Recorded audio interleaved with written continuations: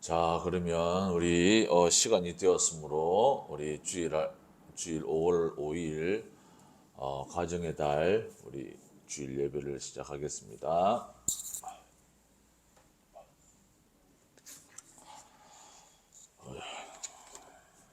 잠시 묵상으로 기도하고 예배 시작하겠습니다.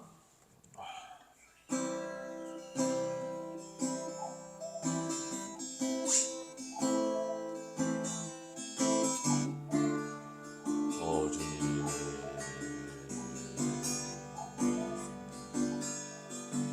하나님 아버지 은혜 베풀어 주셔서 은혜와 능력으로 하나님 아버지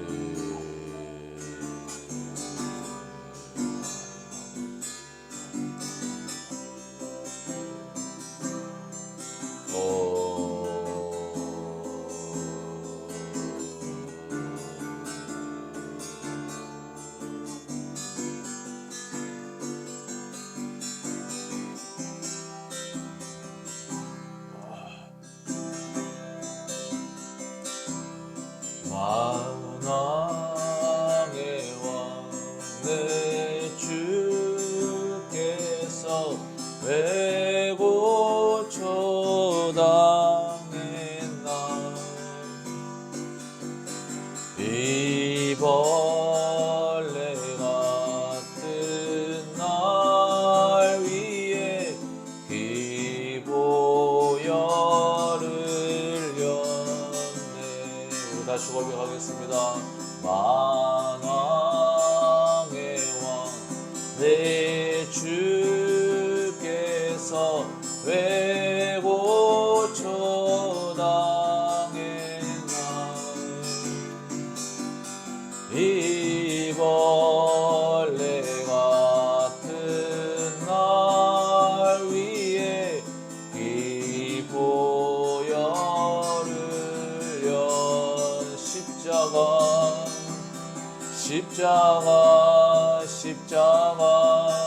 내가 처음 볼 때에 나의 마음의 큰 고통 사라져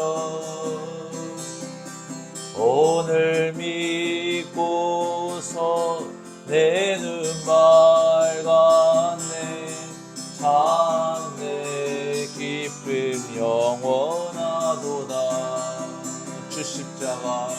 주 십자가 못 박힘은 속죄함 아닌가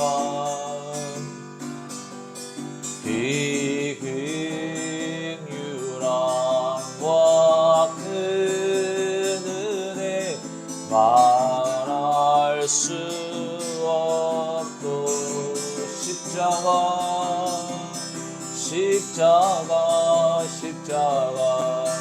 내가 처음 볼 때에 나의 마음의 큰 고통 사라져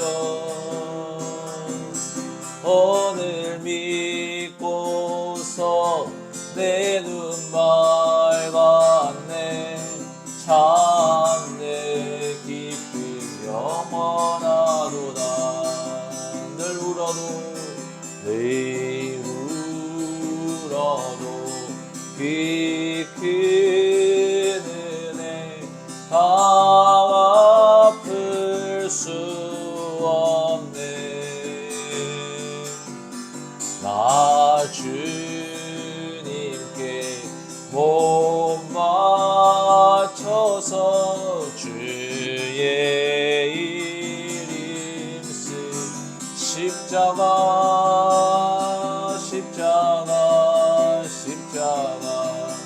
내가 처음 볼 때에 나의 마음의 큰 고통 사라져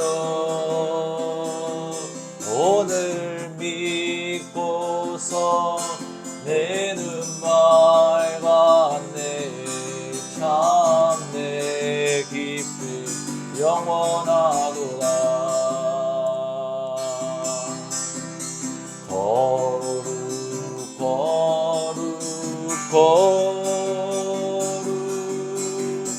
전능하신 주님, 이른 아침 우리 주를 찬송합니다.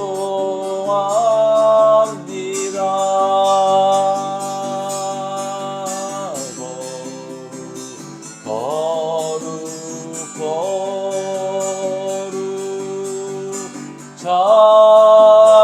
자비하신 주님,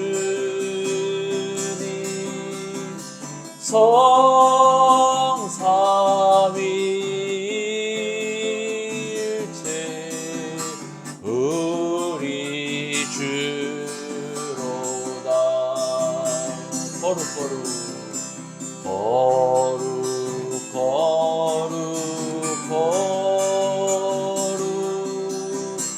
주의 보좌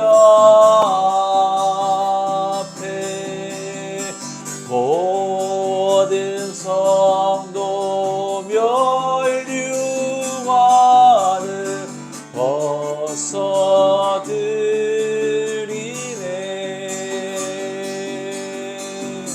천군 천사 모두 주께 굴복하니 영원히 위에 계신 주로다. 거룩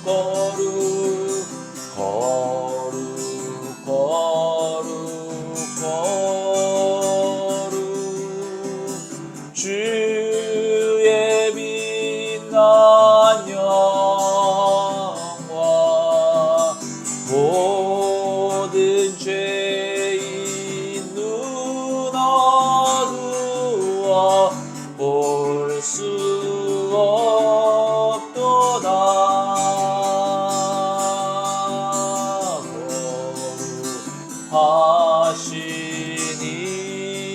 거룩하시니가 주님밖에 없네. 온전히 전능하신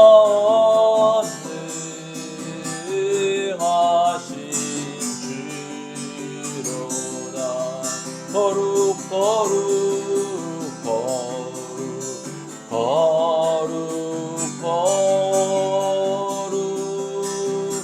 전능하신 주님, 천지 만물 모두 주를 찬송합시다.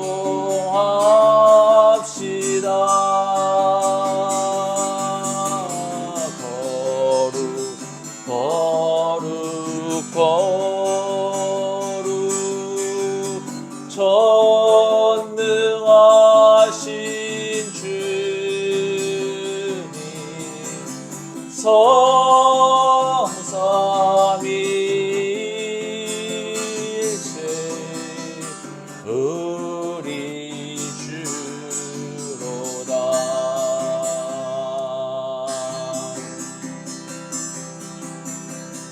내의 진정 사모하는 친구가 되시는 구주 예수님은 아름다워라. 산 밑에 백합화요 빛나는 새벽별, 주님 영원할 길 아주 없도다. 내 맘이 아플 적에 큰 위로 되시며 나 외로울 때 좋은 친구라. 주는 저 산 밑에 백합 빛나는 새벽별, 이 땅 위에 비길 것이 없도다. 내 몸의 모든 염려 내 맘의 모든 염려 이 세상 보람도 주님 항상 같이 하여 주시고 시험을 당할 때에 악마에게 겨를 즉시 물리치사 나를 지키 온 세상 날 버려도 주 예수 안 버려 그이까지 나를 돌아보시니 주는 저 산 밑에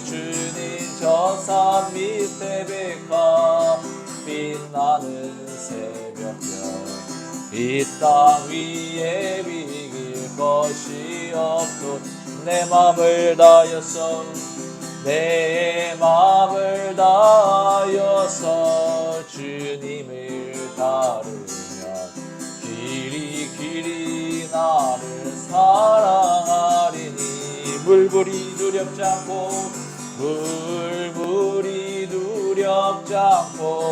장검도 겁없네 주님 높은 산성 내 방패시라 내 영혼 먹이시는 그네 누리고 나 친히 주를 뵙기 원하네 주는 저 산 밑에 백합 빛나는 새벽별 이 땅 위에 비길 것이 없도다 주는 저 산 밑에 백합 빛나는 새벽별 이 땅 위에 비길 것이 없도다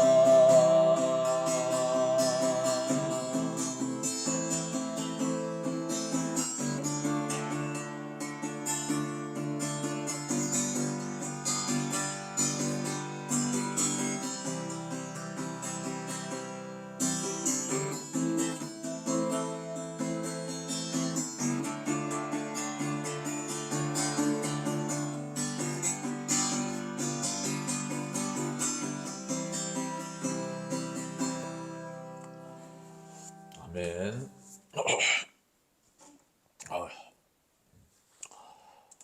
자, 그러면 우리 사도신경으로 신앙 고백하면서 예배를 시작하겠습니다. 나는 전능하신 아버지 하나님 천지의 창조주를 믿습니다. 나는 그의 유일하신 아들 우리 주 예수 그리스도를 믿습니다. 그는 성령으로 잉태되어 동정녀 마리아에게서 나시고 본디어 빌라도에게 고난을 받아 십자가에 못 박혀 죽으시고 장사된 지 사흘 만에 죽은 자 가운데서 다시 살아나셨으며 하늘에 오르시어 전능하신 아버지 하나님 우편에 앉아 계시다가 그리로부터 살아있는 자와 죽은 자를 심판하러 오십니다. 나는 성령을 믿으며 거룩한 공교회와 성도의 교제와 죄를 용서받는 것과 몸의 부활과 영생을 믿습니다. 아멘.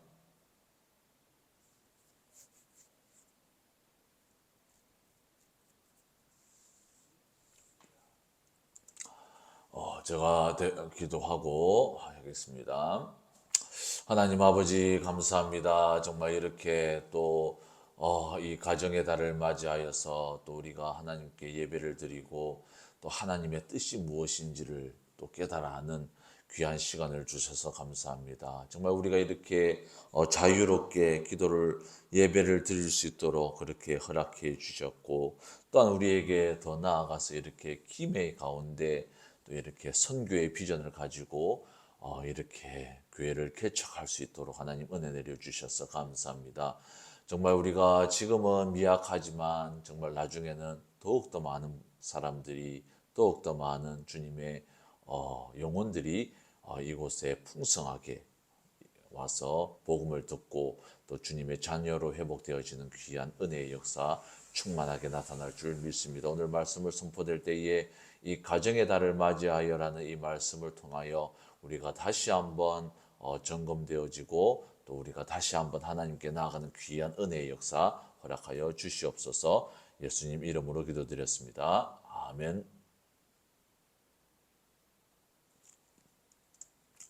자, 그러면 오늘 우리 말씀을 보겠습니다. 오늘 말씀은 데살로니가 전서 5장 12절에서 22절 말씀입니다. 제가 읽겠습니다. 형제들아, 우리가 너희에게 구하노니 너희 가운데서 수고하고 주 안에서 너희를 다스리며 권하는 자들을 너희가 알고 그들의 역사로 말미암아 사랑 안에서 가장 귀히 여기며 너희끼리 화목하라.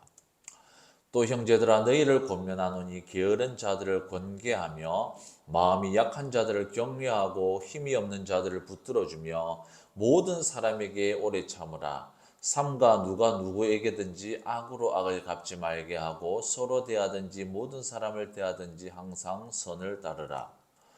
항상 기뻐하라. 쉬지 말고 기도하라. 범사에 감사하라. 이것이 그리스도 예수 안에서 너희를 향하신 하나님의 뜻이니라. 성령을 소멸하지 말며 예언을 멸시하지 말고 범사에 헤아려 좋은 것을 취하고 악은 어떤 모양이라도 버리라. 아멘.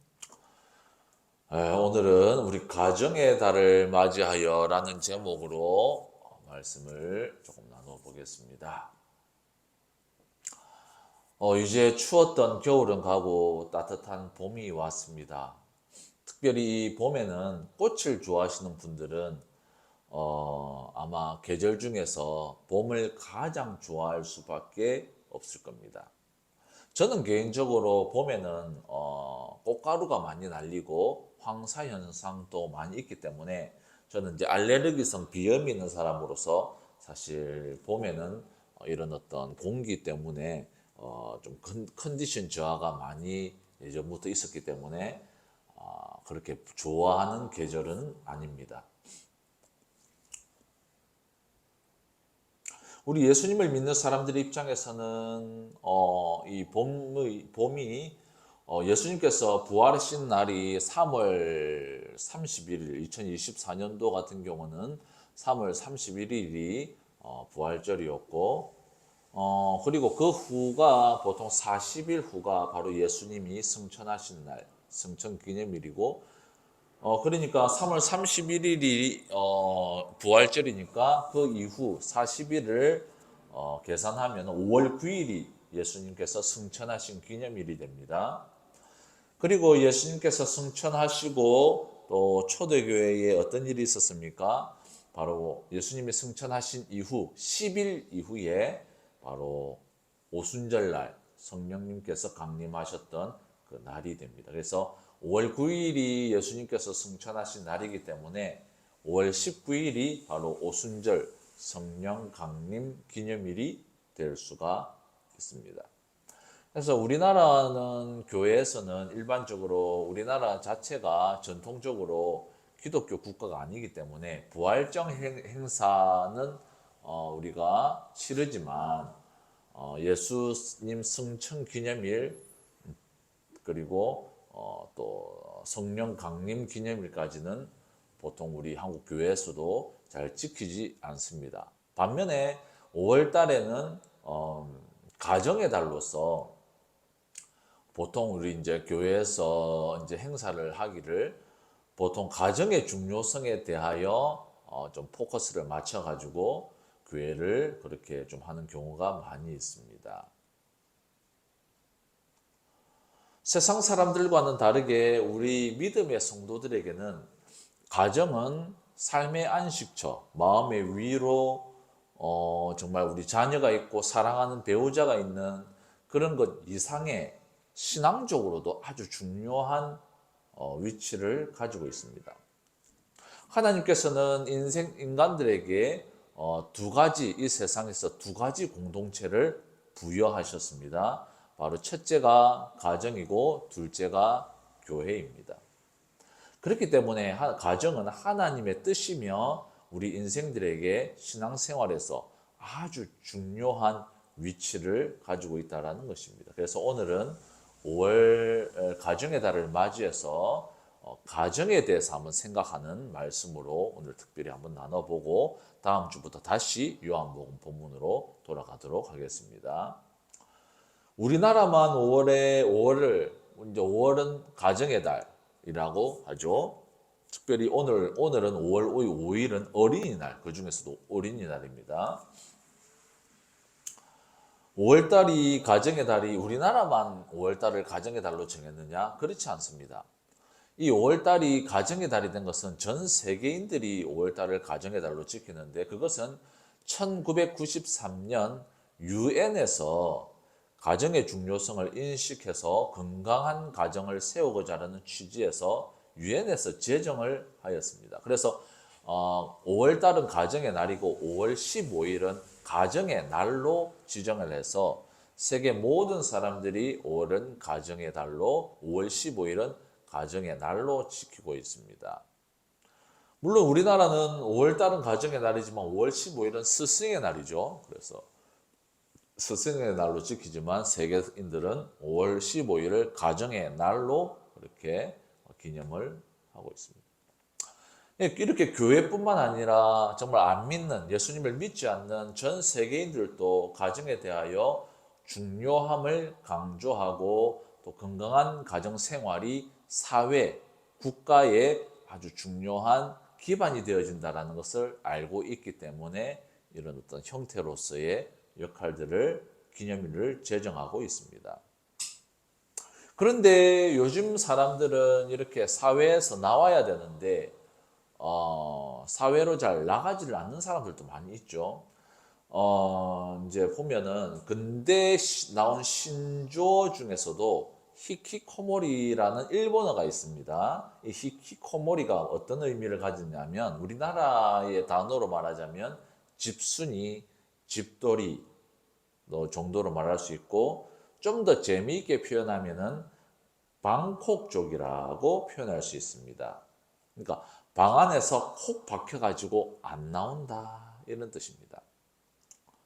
그러니까 히키코모리란 말은 말 그대로 사회에서 나가서 사람들과 대인관계를 하는 것이 아니라 집안에만 콕 박혀가지고 밖으로 나오질 않는 거예요. 그냥 집안에만 그냥 갇혀 있는 겁니다. 스스로 갇혀 있는 게 아니라 스스로 사회생활을 거부하고 자기 집안에만 잡혀 있는 사람들을 히키코모리족이다라고 표현을 합니다. 우리들도 근데 뭐 꼭 히키코모리 혹은 뭐 집순이, 집돌이, 방콕족이 아니라 하더라도 뭐 모든 사람들이 가끔은 아무하고도 만나고 싶지 않고 그냥 집에만 조용히 혹은 그냥 나 혼자 조용히 여행을 떠나서 아무에게도 간섭받지 않고 아무 사람에게도 눈치 보지 않고 그냥 나의 인생에 대해서 생각해 보고 싶고 나의 어떤 정말 나의 삶에 대해서 한번 돌이켜 보고 싶고 이렇게 진지한 어떤 생각을 하고 싶은 때들이 간혹 있습니다. 하지만 이런 혼자만 있고 싶어하는 이런 어떤 삶과 이런 행동들이 그 삶 전체적으로 지배하게 된다면 그 삶 전체가 정말 그런 어떤 부분들로 그렇게 정리가 된다면 그럴 때는 어떻게 되느냐? 그것이 과연 하나님의 뜻에서 하나님의 정말 성경적인 어떤 하나님의 말씀에 부합한 것인지 우리가 한번 생각해 보아야 한다는 것입니다. 우리가 이제 가장 첫 성경인 창세기에는 하나님께서 이 세상을 창조하시고 또한 동물들 그리고 사람들을 창조하신 내용이 나옵니다.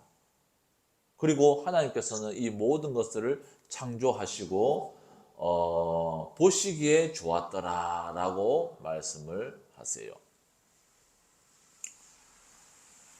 맞아요. 모든 것들 하나님께서 자신의 능력으로 자신의 전능하신 능력으로 이 세상을 창조하시고 보시기에 좋았더라라고 했는데 근데 하나님이 창조하시고 나서 보시기에 좋지 않다라고 한 것이 하나가 있습니다.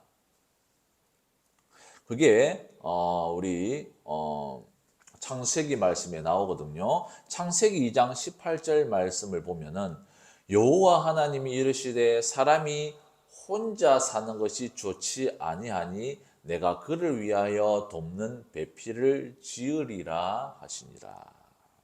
뭐예요? 하나님께서 아담을 혼자 세상에서 만드셨고 창조하셨는데, 그런데 혼자 있는 아담을 보고 좋지 않다, 보기가 좋지 않다라고 말씀을 하셨습니다. 그래서 뭐예요? 아담에게 하와를 주시고, 그리고 이 아담과 하와는 이 둘은 인류 최초의 가정이 됩니다.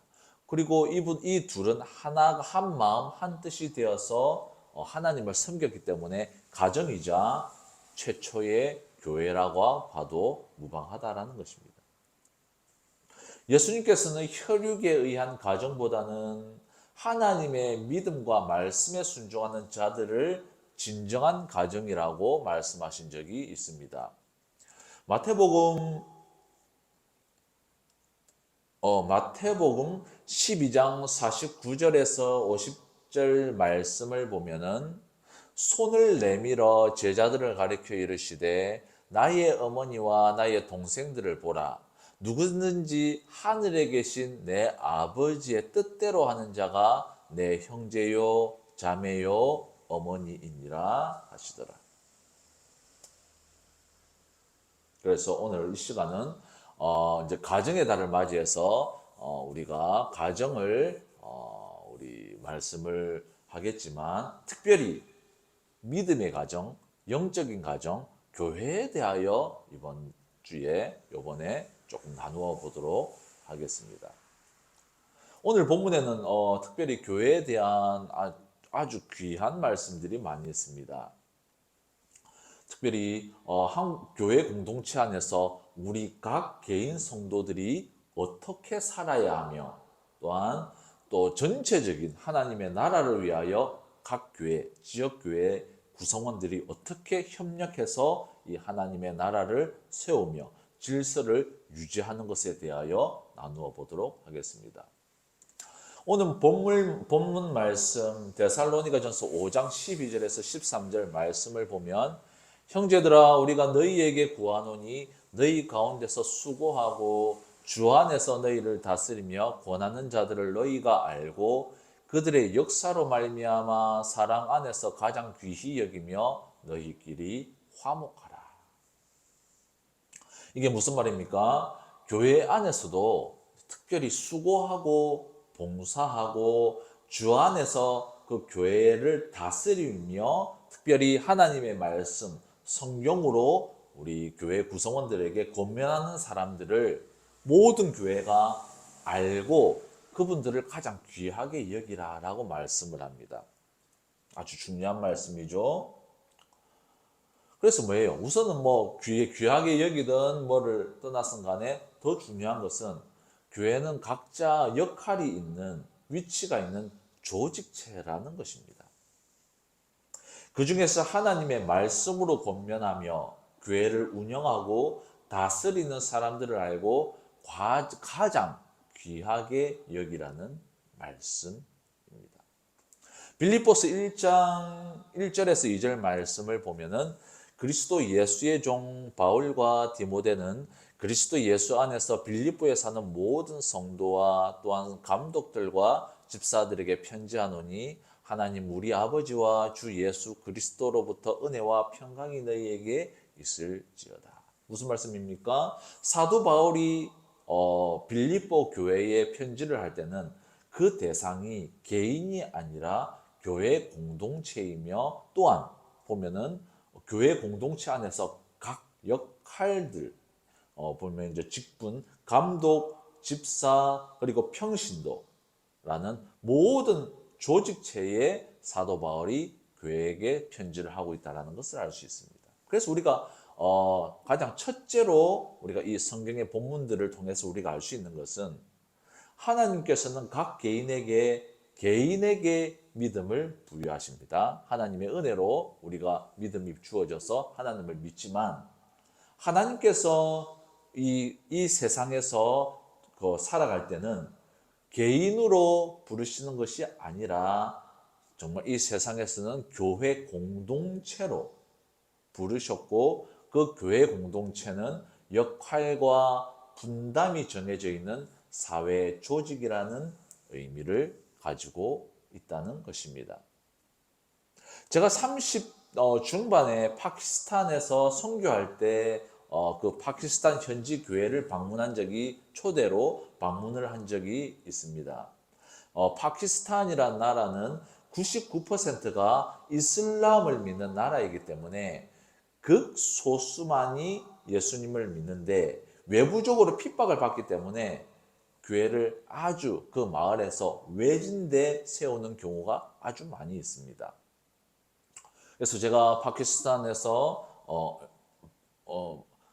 방문을 했을 때에 그 교회도 마을 아주 외진 데에 교회가 있더라는 것입니다.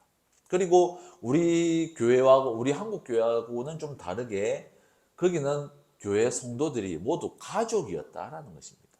그러니까 형제들, 그러니까 형님, 동생, 이런 이제 대가족들이 그렇게 모두 교회의 구성원들, 성도로 있었다라는 것입니다. 배우자들, 자녀들. 그 중에서 이제 제일 형님이라든지 혹은 유별나게 그 중에서도 열심히 특심으로 예수님을 믿는 사람들이, 그 가정들이 그렇게 선택을 해가지고, 한 사람을 선택을 해가지고 신학을 하게 하고 그곳에서 목사님으로 세우는 그런 구조였다라는 것입니다. 제가 이 파키스탄 교회에서 느낀 것이 두 가지가 있는데, 사실 이 파키스탄 현지 교회로 갔을 때가 제가 사실 처음에 해외로 나간 적은 이때가 처음이었기 때문에, 특별히 파키스탄은 문화적으로 아주 우리나라와 다른 어떤 나라였기 때문에 제가 문화 충격을 아주 많이 받았습니다. 근데 제가 이제 현지 교회, 파키스탄 현지 교회에 갔을 때 제가 첫 번째로 느낀 것은, 교회 안에서의 그 성도들의 사람들을 만났을 때 너무나 우리 교회 사람들하고 분위기가 유사하다라는 것을 느꼈습니다. 그래서 그게 이제 제가 거기 계속 우리가 선교하면서 제가 느낀 것은, 왜 그럴까? 왜 다른 파키스탄 사람들하고는 이렇게 문화적인 충격을 많이 받는데, 교회 사람들하고는 어떻게 이렇게 비슷함을 느낄 수 있을까 했을 때, 성경이라는 하나의 어떤 기본적인 원리가 우리 마음속에 자리 잡고 있는 것은, 모든 사고와 모든 어떤 삶의 어떤 사고 패턴을, 이것을 우리 마음을 이렇게 만들어 버리기 때문에, 사람의 어떤 성격이라든지 성향이라든지 이런 것들이, 공동체적 안에서 나타나는 모든 형태라든지 이런 것들이 유사하게 나타나더라는 것입니다. 그래서 제가 거기서 이렇게 지역적으로, 이렇게 문화적으로 떨어져 있는 파키스탄 현지 교회에서 사람들을 만났을 때 아주 유사한 동질성을 느꼈다라는 것입니다. 그리고 두 번째 제가 느낀 것은, 그냥 가정교회, 우리가 생각하면은 가정교회라 하면은 우후죽순이고 정말 제 멋대로고 아무렇지도 않고 진짜 그냥 뭐 아무런 질서 없이 그냥 이럴 것 같은데, 그렇지가 않았다는 것입니다. 장로님 같은 분이 계셨고, 하나님께서 그 교회 구성원들에게, 가정교회다 할지라도 그 모든 구성원들에게 부여하신 직책들이 보여졌다라는 것입니다. 그래서 교회는, 그래서 하나님께서 그때 느낀 것은, 이 교회에 그때 아이들이 그런 데도 많으니까 아이들 한 30명, 20명 빼고, 어른들은 주일날 저희가 간 건 아니지만 제가 보니까 한 15명 정도 되는 것 같은데, 가정교회 대가족이니까. 그런데 분명하게 그런 어떤 분위기들이 잡혀져 있었더라는 것입니다. 그래서 제가 그때 느낀 것은, 교회의 조직들은 하나님께서 부여하신 것이라는 것을 제가 다시금 깨달았습니다. 하나님께서 부여하시고, 하나님께서 교회를 운영하시고, 하나님께서 이 세상에서 교회를 부르실 때에 이 교회는 질서가 있고 순서가 있다는 것은 분명했다라는 것입니다. 질서와 순서라는 의미는 쉽게 표현하자면 각 개인 성도들에게 하나님께서 그 교회 공동체 안에서 부여하신 영역, 책임과 권리겠죠. 영역이 있다라는 것입니다. 이 영역이라는 것을 또 다시 역할이라고 표현할 수도 있겠죠. 역할이 있다라는 것입니다. 이러한 영역과 역할들이 잘 수행되어지면 교회가 질서가 생기고 문제들이 발생한다 하더라도 쉽게 빠르게 해결되어진다라는 것입니다. 특별히 제가 이 영역들에 대해서 그래서 제가 참 실수를 제가 좀 한 적도 있었어요. 제가 이제 예전에 우리 다른 이제 우리 상현이라는 친구하고 이제 우리 교회에 있었는데 그분이 이제 아주 교회에 귀중한 큰 역할을 제가 하니까 이분이 그래서 제가 이 상현이라는 청년은 믿음도 이렇고 교회에 대한 영역 역할도 이 정도를 하고 있으니까 아주 제가 기대를 많이 했어요.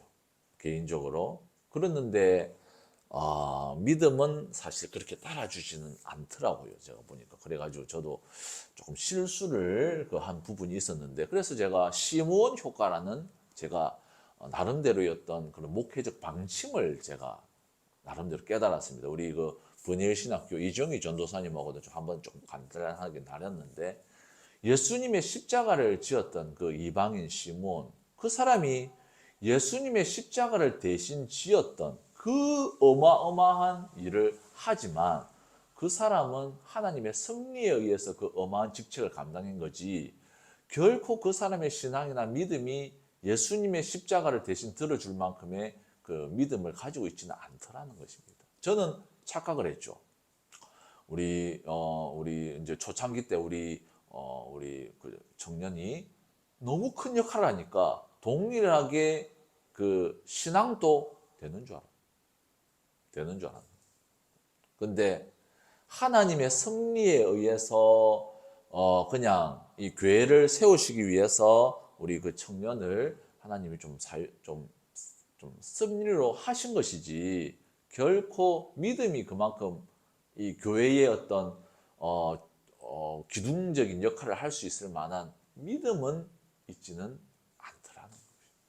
그래서 제가 이 시몬 효과 그래서 뭐 많은 사람들이 말합니다. 목회를 할 때 사람은 사랑을 할 대상이지 의지할 대상은 아니다.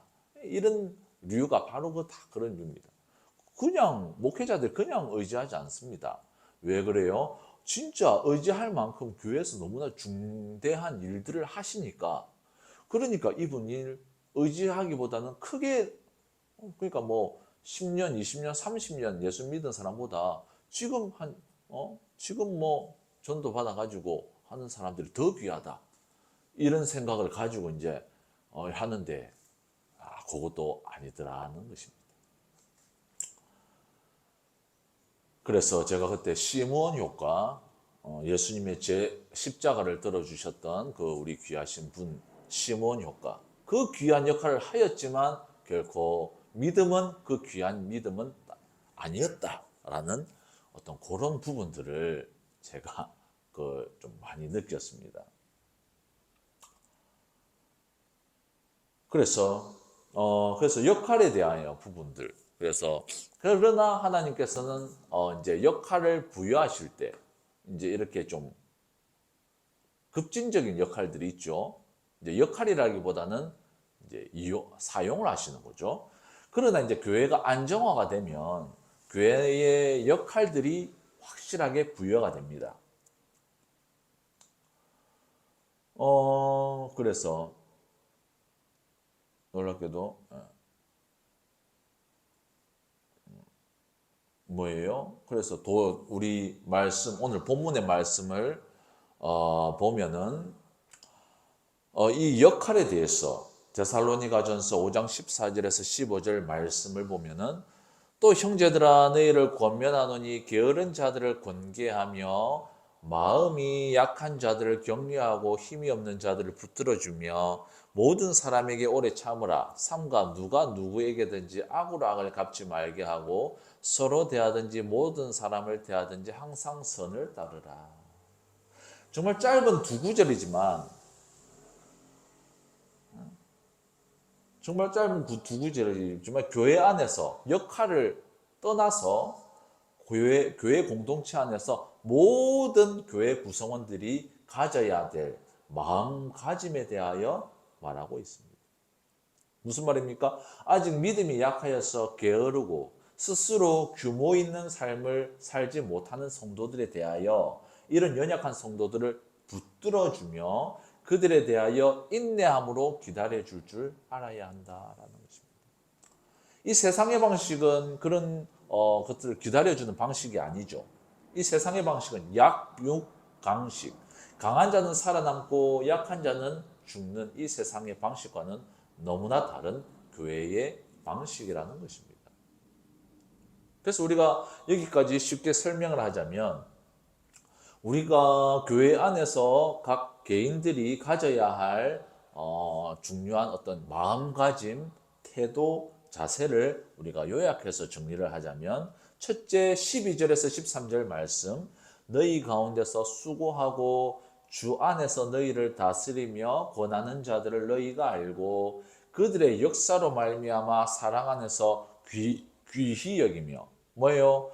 교회에서 교회 전체가 교회에서 수고하는 사람들, 교회에서 귀한 역할을 감당하는 사람들을 귀히 여기며 그들의 그런 어떤 것들을 역사로 말미암아 그들을 귀히 여기라는 것입니다.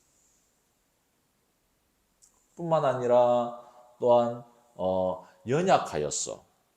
마음이 연약하여서 게으르고 아직까지 주님의 일들을 감당하고 믿음에 의해서 견고하게 서지 못하는 사람들을 너 왜 그래? 너는 왜 모양 그 모양이라 이런 게 아니라 인내하고 기다려주는 것이 이 교회에서 우리 성도들이 교회 공동체 안에서 가져야 될 우리 다른 사람들을 위해서 가져야 될 마음의 가짐이라는 것입니다. 이것은 이제 일반 성도뿐만 아니라 우리 이제 사역자들, 교회에서 리더 그룹들과 평신도 그룹들 모든 사람들에게 해당되어 줄 수 있는 부분이겠지만 그렇다면 이제 또 한 가지 물음이 하나 생깁니다. 이렇게 교회 안에서 약한 자들을 돕고 또 교회를 섬기는 리더들에게 순종하고 이런 아름다운 교제만 있으면 교회는 다 오케이인가요? 그렇지가 않다라는 것입니다. 교회 공동체는 예수님께서 교회에게 명령하시고 세상에 있는 성도들에게 부탁하신 말씀이 있습니다. 바로 교회는 그 교회 전체가 그 예수님의 말씀과 부탁을 따르고 순종해야 된다는 것입니다. 쉽게 말해서 교회 공동체는 은혜로운 교제만 있는 것이 아니라 정말 약한 자들을 붙들어주고 정말 교회에서 열심히 하는 사람들을 귀히 여기고 하는 은혜로운 교제, 은혜로운 마음가짐만이 있는 것이 아니라 교회 전체가 나아가야 할 진행 방향이 있다는 것입니다. 그리고 이 방향은 교회에 수고하는 자들의 그 수고에 대한 그 방향성을 말씀을 하겠죠. 그래서 교회는 뭐 교회를 운영하기 위해서 식당에서 일하고 뭐 하고 뭐 청소하고 이게 주가 아니라 교회의 진행 방향이 교회에 수고하는 자들의 첫째 일을 해야 될 거리다라는 것입니다. 그리고 이것은 우리 모든 교회가 각자의 능력과 각자의 역할에 의해서 이 하나님의 나라를 교회 전체가 하나님의 나라를 세우는 데 있어서의 교제라는 개념보다는 협력에 대한 부분으로 우리가 이해를 할 수 있다는 것입니다. 교회 모든 구성원들이 한 마음 한 뜻으로 하나님의 나라를 세우기 위하여 한 마음 한 뜻이 되어서 전심전력을 다하여 협력하는 것에 대한 내용이다라는 것입니다. 그러면 교회 구성원들이 협력하여 하나님의 나라를 세워야 하는 문제인데 그러면 무엇을 하는 것이 하나님의 나라를 세우는 것이냐? 오늘 본문 7절 말씀은 우리가 잘 아는 말씀입니다. 쉬지 말고 기도하라. 뭐예요? 교회가 나아가야 할 방향의 첫째는 기도입니다. 여기서 말하는 기도는 개인이 골방에서 하는 기도도 중요합니다. 그러나 여기서 말하는 기도는 공동체가 하나님께 나아가는 기도를 의미합니다. 교회에서, 그러니까 쉽게 말해서 기도회를 의미합니다. 예수님께서도 이사야 56장 7절 말씀을 인용하셔서 기록된 바 내 집은 만민이 기도하는 집이라 칭함을 받으리라 라고 말씀을 하셨습니다. 기도의 첫 번째 원리는, 교회의 첫 번째 원리는 기도라는 것입니다. 뿐만 아니라 사도행전 1장 13절에서 14절 말씀 보면은 그들이 오순절에 예수님을 성령 강림, 오순절에 성령 강림을 받기 전에 예수님께서 승천하시고 그들이 예수 그리스도의 복음을 전하는 증인이 되어야 하지만 여전히 그들이 연약하고 그들이 여전히 자신감이 없고 두려움 속에 잡혀 있었기 때문에 그들이 모여서 한 것이 나와 있습니다. 그 말씀을 보면은 사도행전 1장 13절에서 14절 말씀 보면 들어가 그들이 유하는 다락방으로 올라가니 베드로, 요한, 야고보, 안드레와 빌립, 도마와 바돌로메, 마테와 및 알페오의 아들 야고보, 셀로신 시몬, 야고보의 아들 유다가 다 거기 있어 여자들과 예수의 어머니 마리아와 예수의 아우들과 더불어 마음을 같이하여 오로지 기도에 힘쓰더라. 뭐예요? 그때 초창기 예수님께서 승천하시고 이제 이분들에게는 영광스러운 얘기겠죠. 최초의 신약 교회라고 할 수 있는 이 교회 사람들이 가장 먼저 한 것은 마음을 합심하여서 그 모든 사람들이 오로지 기도에 힘쓰더라라는 것입니다.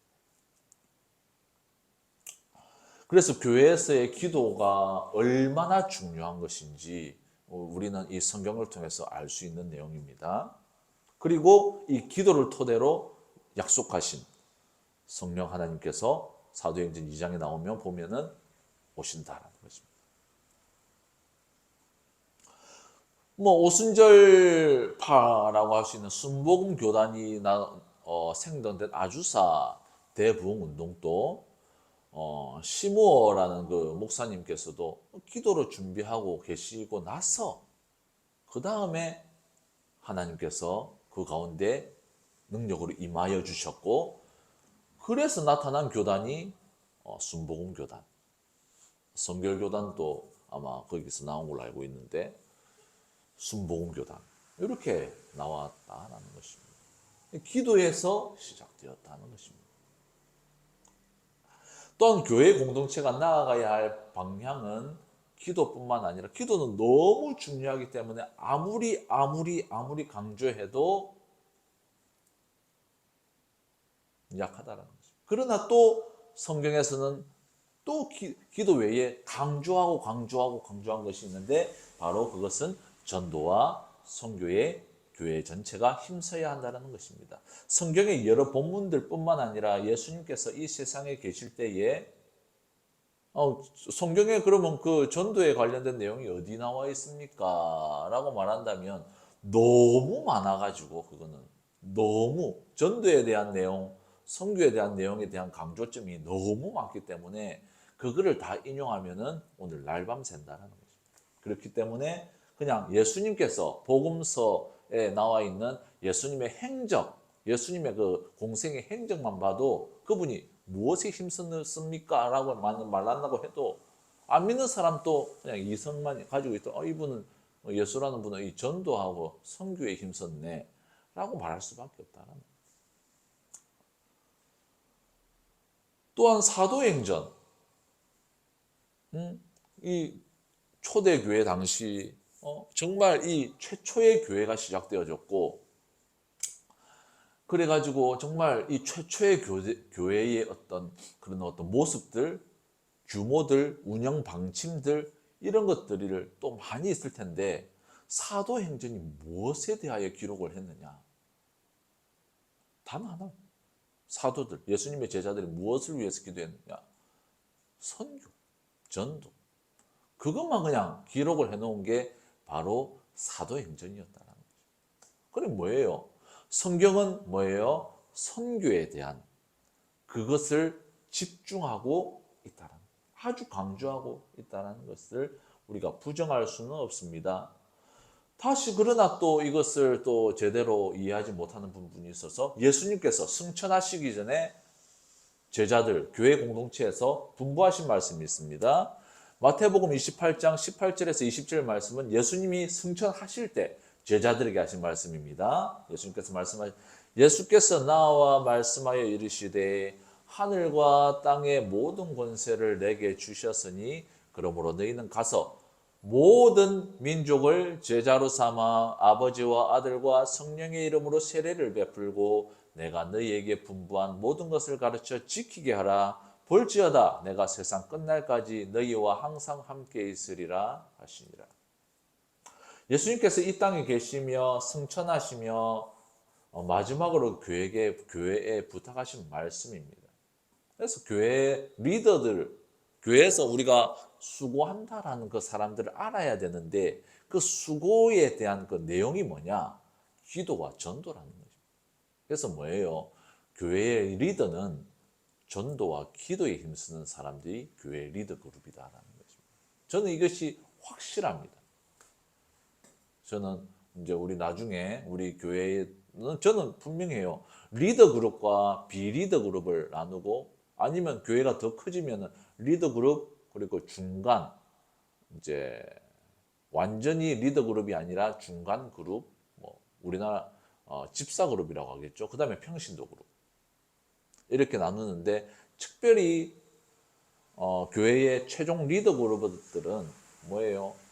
복음 전하는 일과 기도에 자신의 삶의 우선순위화 되어진 사람들, 여기에 뭔가 있는 사람들, 여기에 자기의 모든 것을 바친 사람들, 이 사람들이 리더 그룹이에요.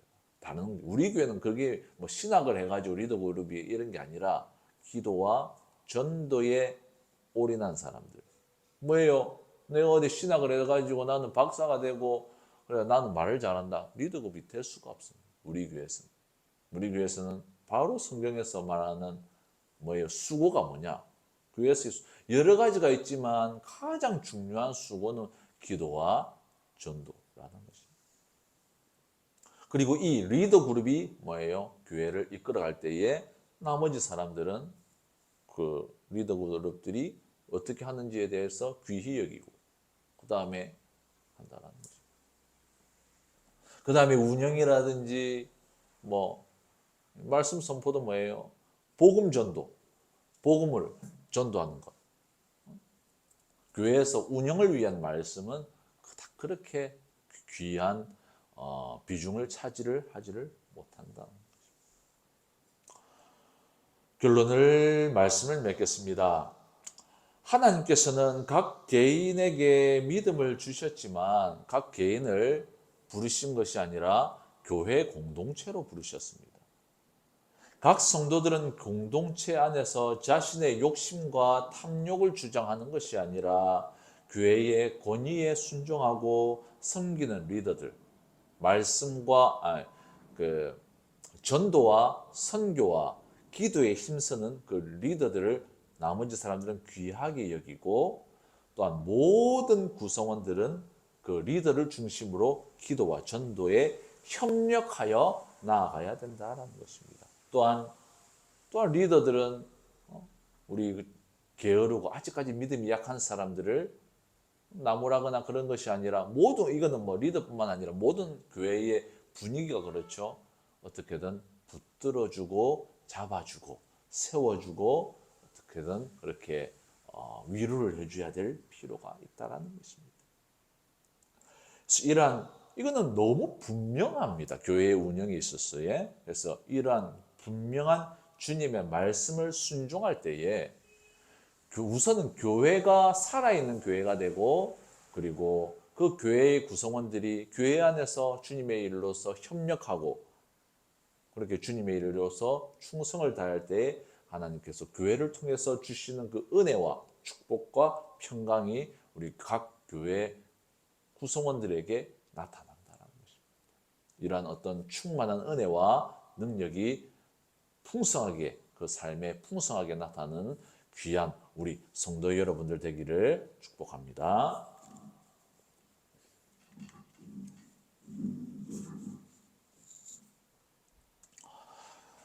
자, 그러면 우리 찬송을 하고 계속 말씀을 계속 그래 광고를 하겠습니다.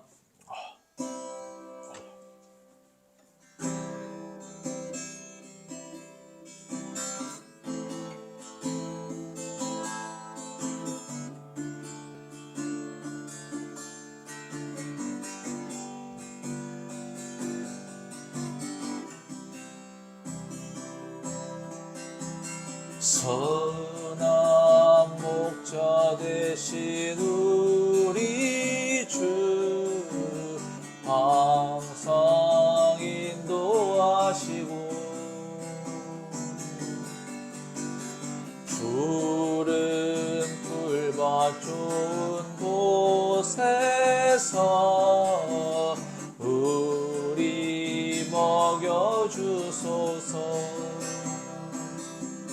선한 목자 구세주여 항상 인도하소서.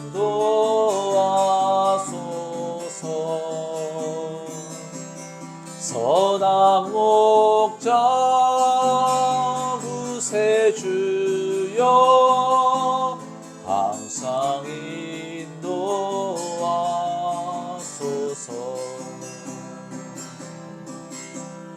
양의 문이 되신 예수여 우리 영접하시고 길을 잃은 양의 무리를 항상 인도하소서. 선한 목자 구세주여 항상 인도주소서.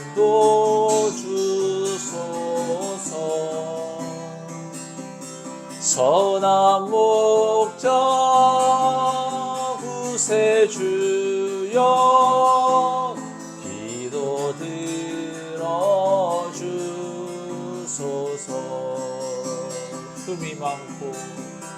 힘이 많고 약한 우리를 용납하여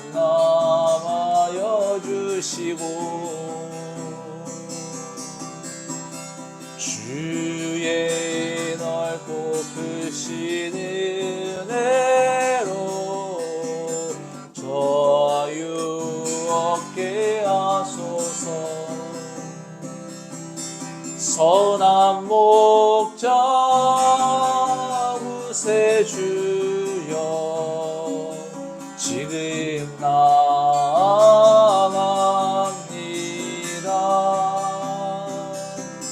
선한 목자 구세주여 지금 나갑니다.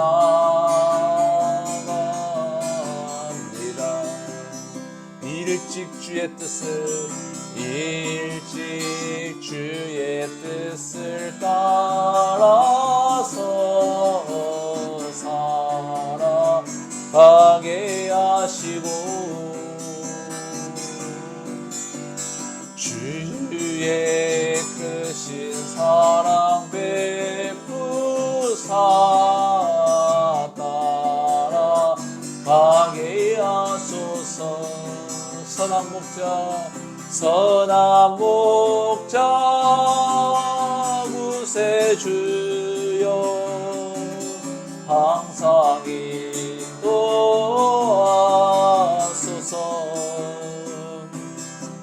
선한 목자 구세주여 항상 인도하소서.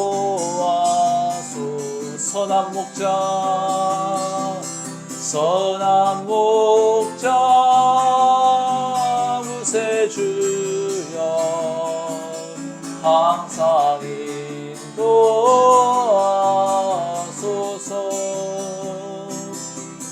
선한 목자 구세주여 항상 인도하소서.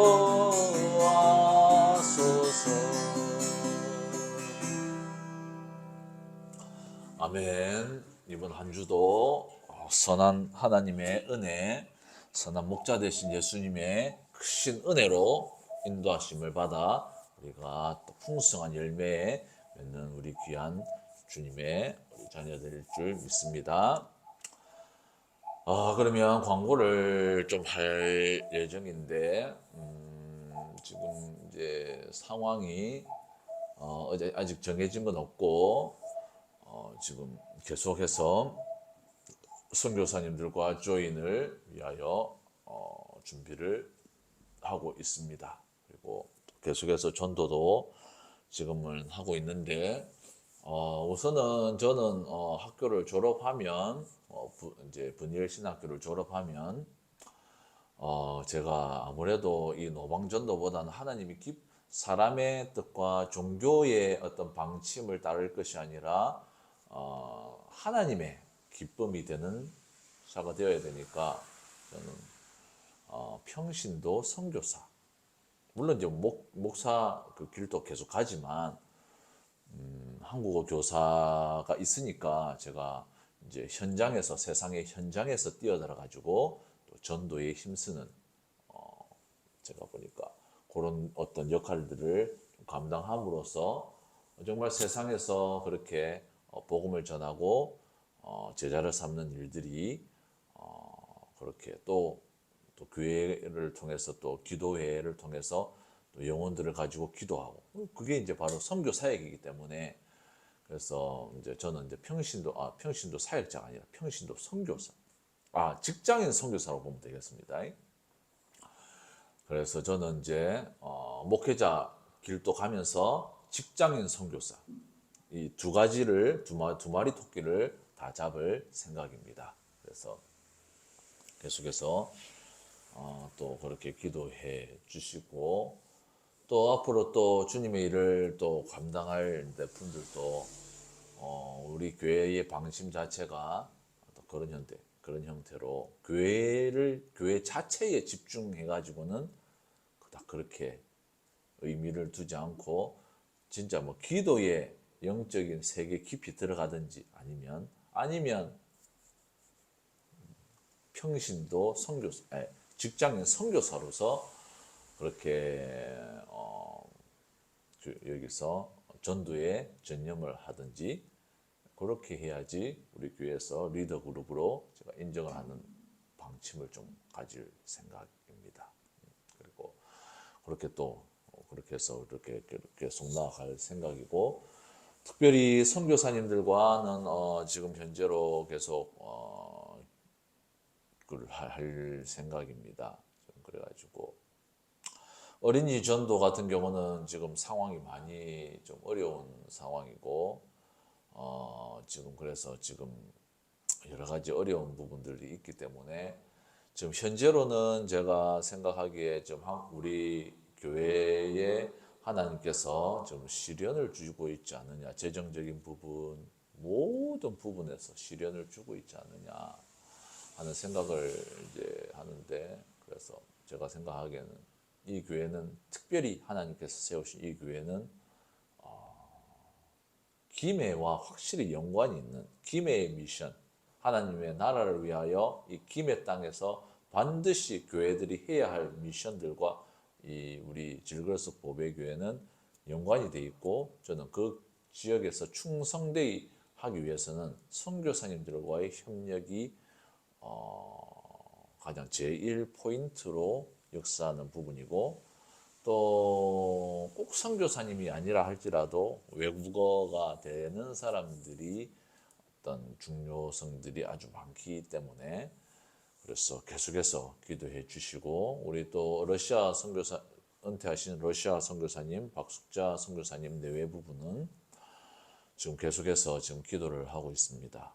그래서 이게 원래 상처를 많이 받았는데 제가 그 부분에 대해서는 얘기를 안 했어요. 그런데 제가 이제 선교를 준비했던 사람이기 때문에 이제 선교 관련해 가지고 선교사님들의 어떤 상처, 힘든 것들에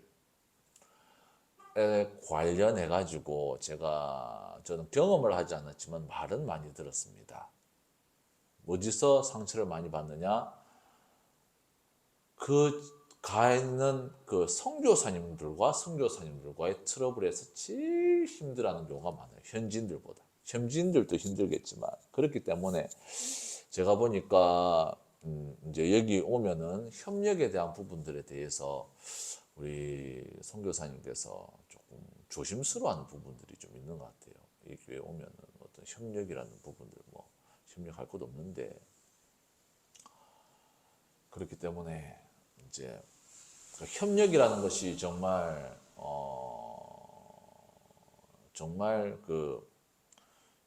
이 세상에서 이 교회 하나님께서 교회에 주신 그 귀한 보화이면서도 협력이라는 것이 제일 안 되는 것이 또 협력인데 저에게는 협력의 은사를 조금 줬습니다. 저는 목회의 은사보다 협력의 은사를 좀 받았어요. 제가 그래서 이제 이 협력의 은사를 받았을 때는 제가 보니까 협력하지 못하는 이 방목이라든지 아니면은 좀 은혜를 받아야 될 사람들은 협력의 라인에 들어오니까 문제가 심각해지더라고요.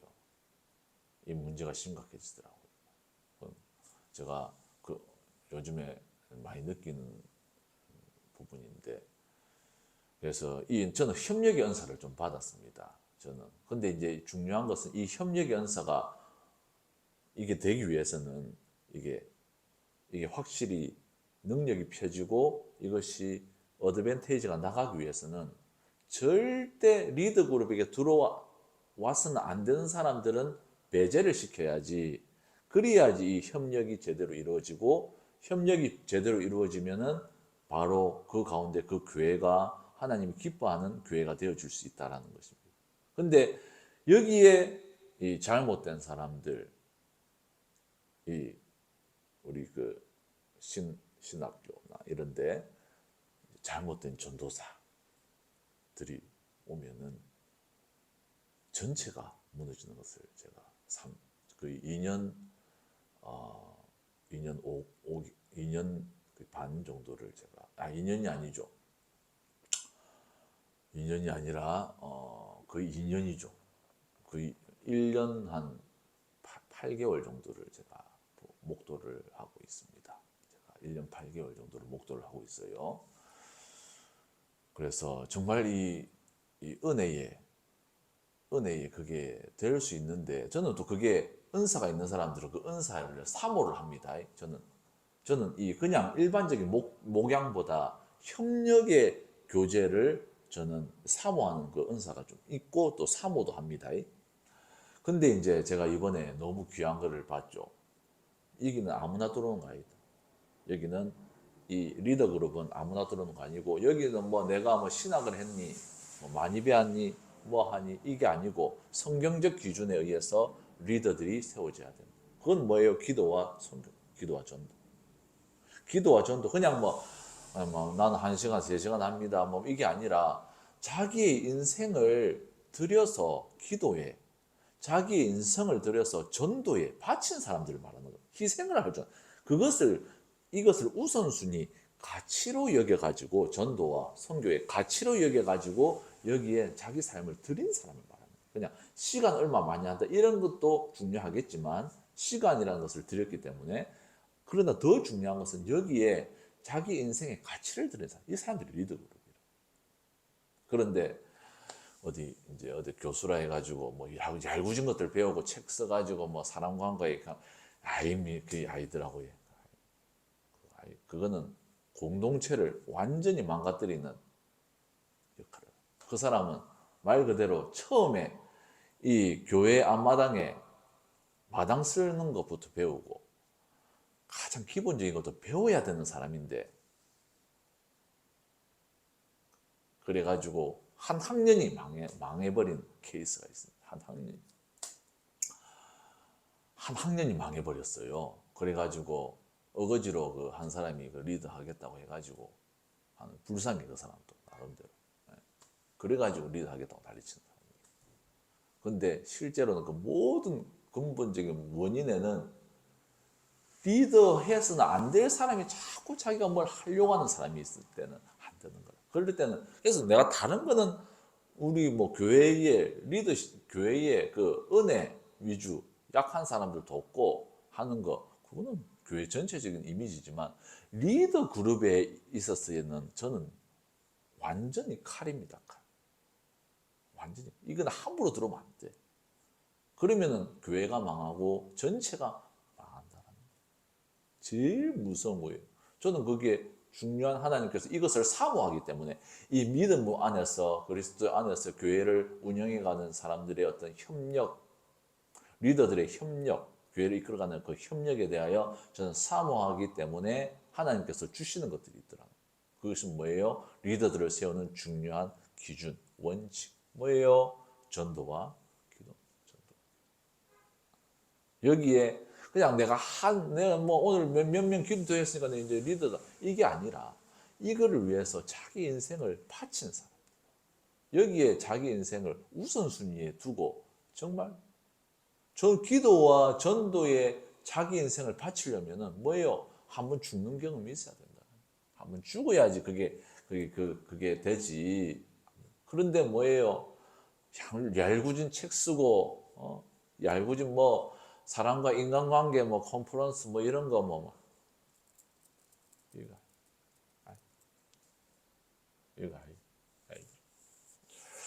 그래서 우리가 이런 어떤 잘못된 그 이단 같은 사람들은 배제를 좀 하고 하나님의 나라를 위해서 세우는 귀한 교회가 되기를 바랍니다. 자, 그러면 우리가 이제 주기도문으로 그렇게 예배를 마치겠습니다. 하늘에 계신 우리 아버지여, 이름이 그렇게 여김을 받으시오며 나라의 임하옵시며 뜻이 하늘에서 이룬 것 같이 땅에서도 이루어지이다. 오늘날 우리에게 일용할 양식을 주옵시고 우리가 우리에게 죄 지은 자를 사하여 준 것 같이 우리 죄를 사하여 주옵시고 우리를 시험에 들게 하지 마옵시고 다만 악에서 구하옵소서. 나라와 권세와 영광이 아버지께 영원히 있사옵나이다. 아멘.